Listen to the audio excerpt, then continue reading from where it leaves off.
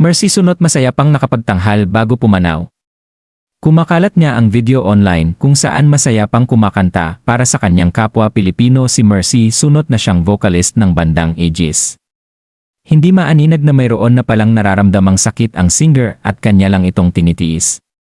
Hindi sana magpe-perform si Mercy Sunot, ngunit napilit ito ng kanyang mga kasama kaya naman kumanta siya.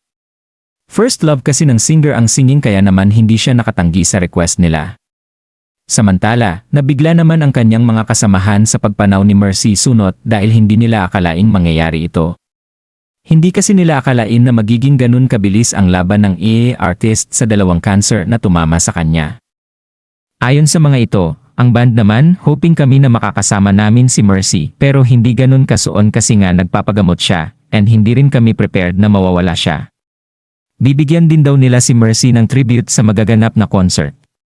Nag-decide ang aming producer na part ng show, gagawa ng tribute para kay Mercy, and part ng proceed, ibibigay rin sa family. Siniguro rin ni Josie na hindi madidisband ang Aegis sa kabila ng pagyaw ng kanilang lead vocalist kasabay ng pagpapasalamat sa lahat ng taong patuloy na sumusuporta sa kanilang banda mula noon hanggang ngayon.